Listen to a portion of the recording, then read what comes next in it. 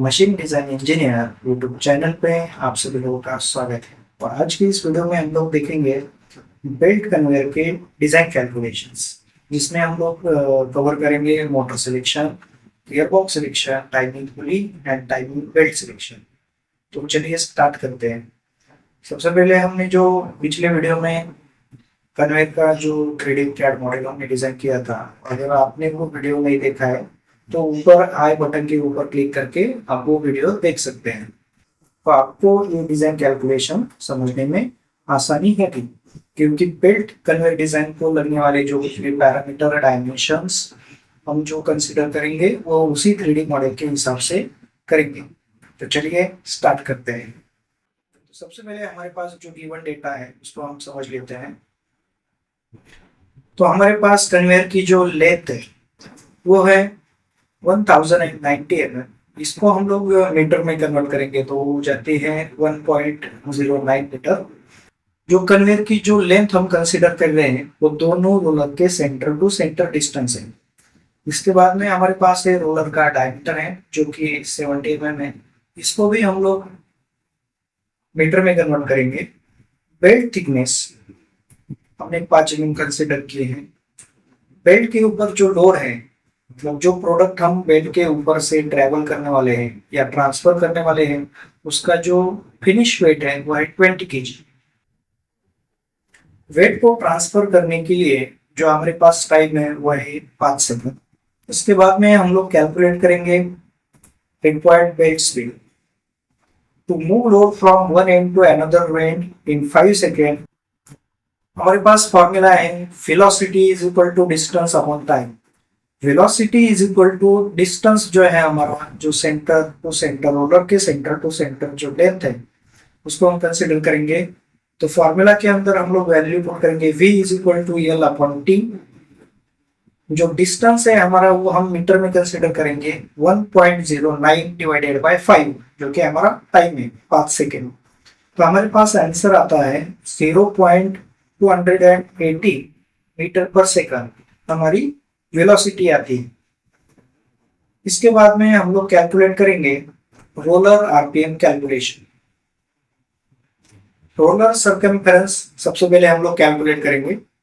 तो roller circumference calculate करने के लिए हमारे पास फॉर्मूला है c is equal to pi D या पाई आर स्क्वायर।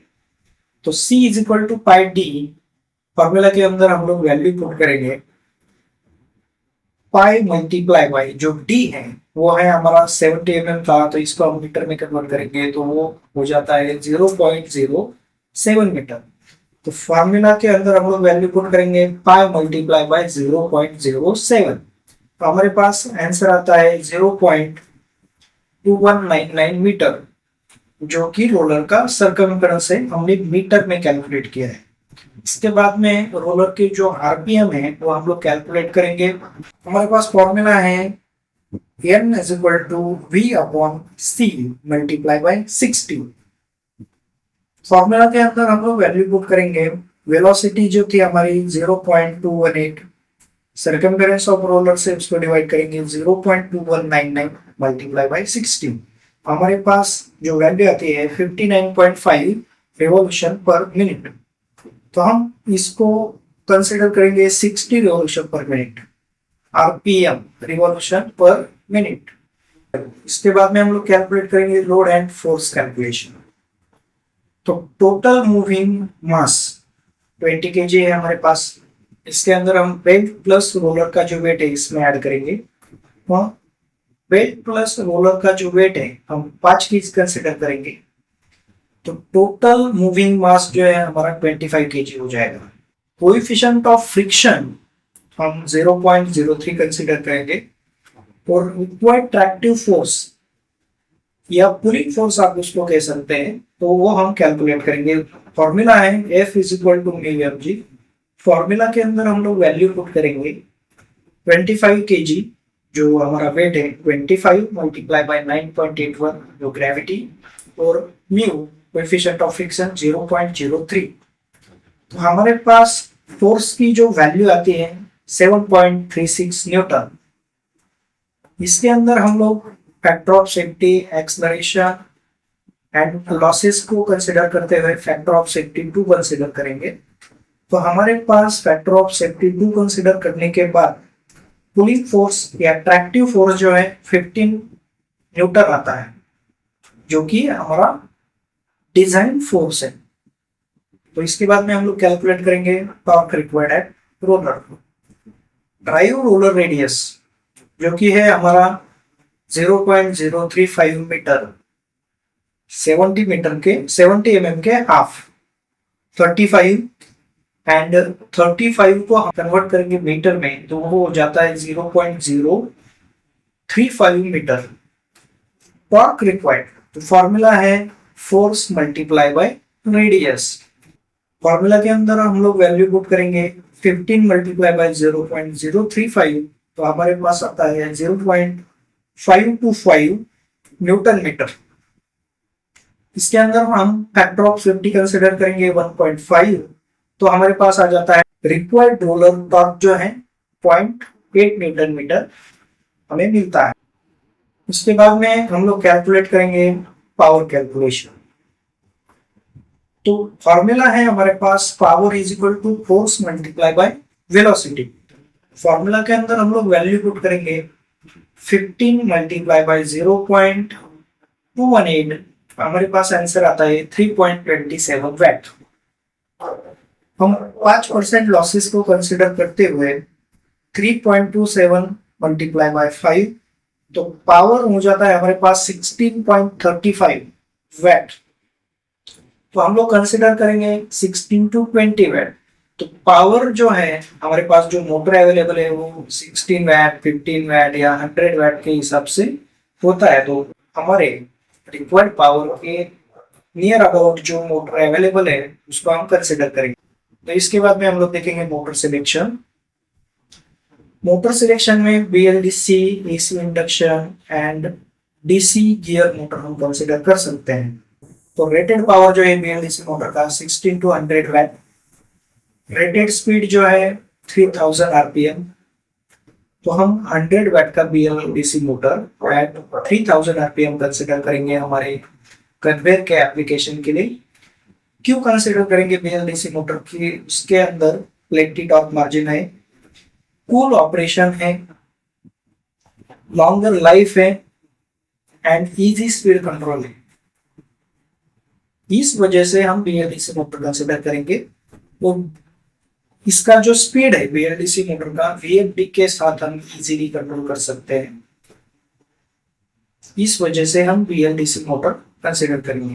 तो इसके बाद में हम लोग कैलकुलेट करेंगे गियर बॉक्स सिलेक्शन।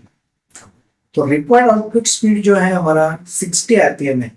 हम मोटर RPM को रिक्वायर्ड RPM के साथ डिवाइड करेंगे तो हमारा गियर रेशो निकल के आता है। तो हमारा गियर रेशो 3000 डिवाइडेड बाय 16, 15:1 का गियर रेशो हमें मिलता है। हम 15:1 का प्लैनेटरी या वर्म गियर बॉक्स हम हमारे कन्वेयर के एप्लीकेशन के लिए सिलेक्ट कर सकते हैं। तो इसके बाद में हम लोग कैलकुलेट करेंगे गियर बॉक्स आउटपुट टॉर्क। सबसे पहले हम लोग कैलकुलेट करते हैं motor torque. Motor torque calculate करने के लिए हमारे पास फॉर्मूला है power is equal to 2π80 divided by 60। Formula को हम रीअरेंज करते हैं। Torque is equal to power multiply by 60 divided by 2πn। तो फॉर्मूला के अंदर हम लोग वैल्यू पुट करेंगे torque is equal to power जो है हमारा BLDC मोटर हमने 100 वैट की कंसिडर की है तो 100 multiply by 60 divided by 2π and BLDC motor के जो RPM है वो है 3000 RPM। तो फॉर्मूला के अंदर हम वैल्यू पुट करेंगे 3000। तो 100 multiply by 60 divided by 2π multiply by 3000। तो हमारे पास मोटर का जो टॉर्क निकल के आता है वो है 0.318 न्यूटन मीटर।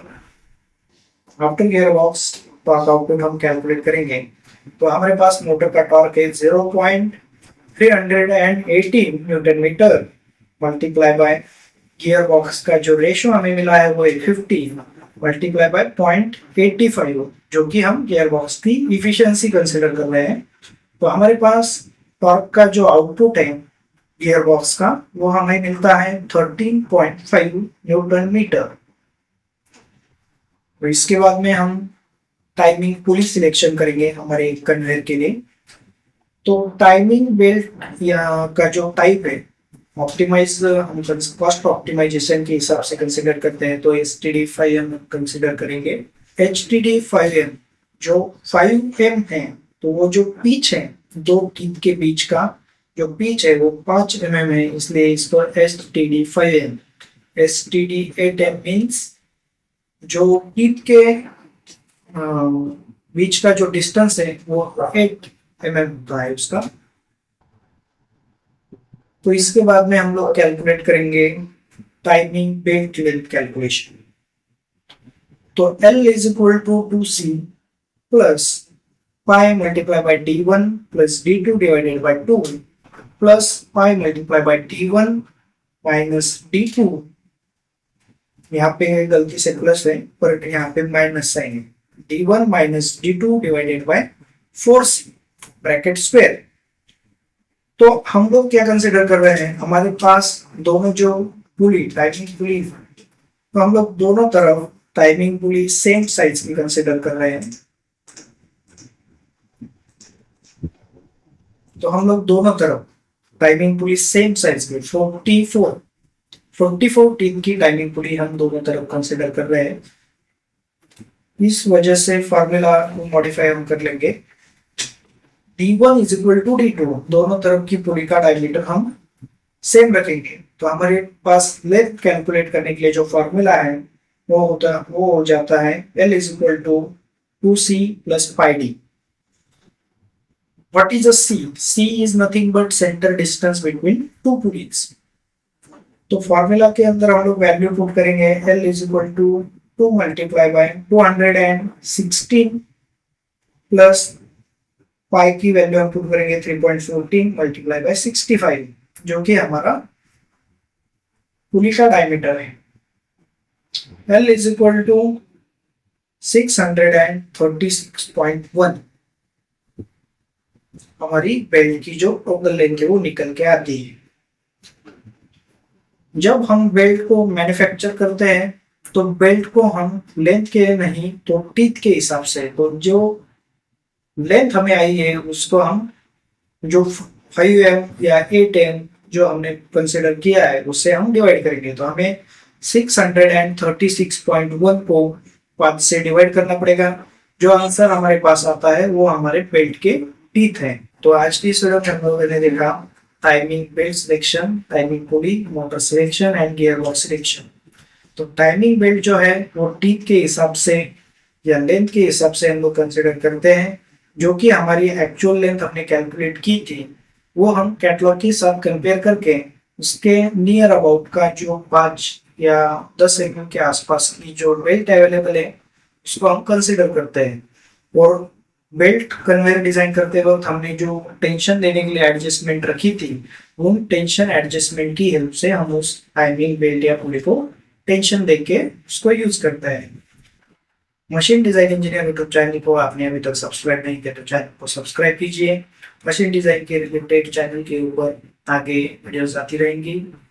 Thank you.